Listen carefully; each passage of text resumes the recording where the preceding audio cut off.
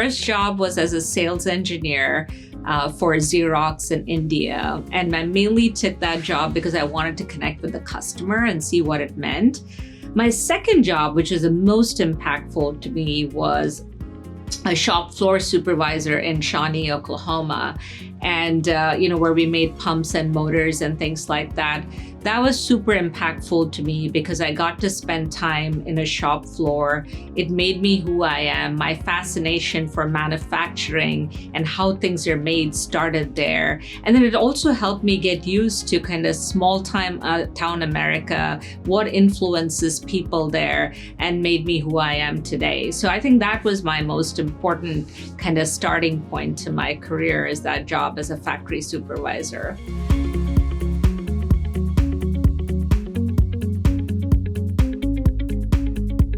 Well, at Flex, people are at the heart of everything we do. We are a team of 170,000 people in 30 countries. So to really understand what our teams across the world need and want and how we address those challenges for them is what makes us successful as a company. So we are very focused on being a values-driven, high-performing, but very inclusive culture, because that's what our colleagues across the world want. That is why it's important to be, because we're a company of people. There are so many stories that come to mind, but the one that I want to talk about today is about Nikki.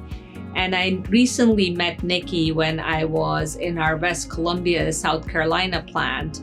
And Nikki is an automation technician who just came back from her maternity leave. Nikki started in Flex as an assembler. Then she became a technical operator in a fully automated manufacturing line, and now is an automation technician. What is really cool about this story is Nikki's aspiration. She wants to be head of operations one day, and she's pushing herself to get there. Just had a baby, came in as an assembler, now an automation tech, and wants to be head of operations. That just makes me super happy to meet somebody like Nikki, who's pushing herself to do better every day. Nikki recently had the honor of hosting President Biden in our factory in West Columbia, and we were also very excited for Nikki to be able to do this.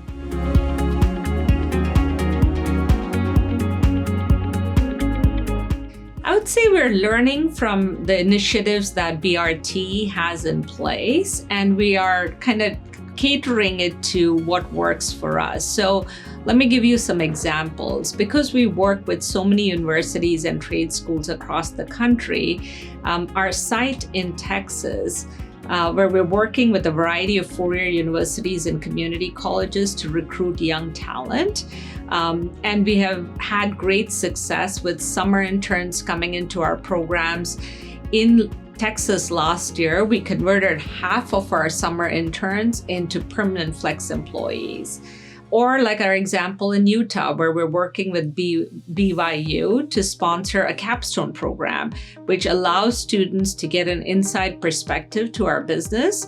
And then they can decide, right, is manufacturing for them or not, but they can participate in making meaningful improvements. Those are some of the examples that I think really tell how we're working on workforce challenges.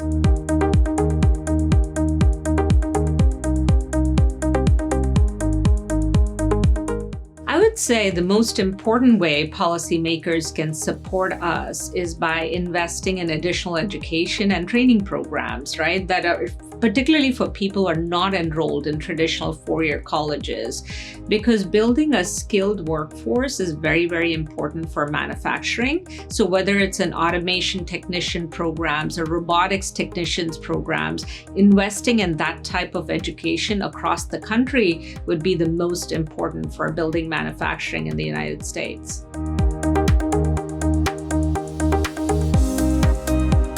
So I reflect on my journey. I would say there are two things that have been really helpful for me in terms of my career, my personal and professional life.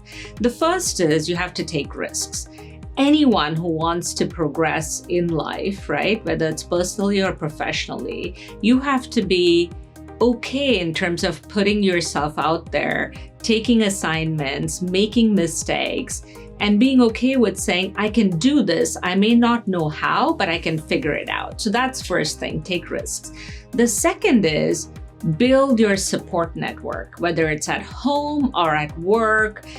Take the time to build your support network. People you can call and say, how do I do this? Or should I take a pause from my career? Or does a job make sense? Or have a problem dealing with my child as a mom? All of those support networks, I would say, are super important to you because personal and professional lives are intertwined, right? So take risks and build your support networks. Those are the two most important things.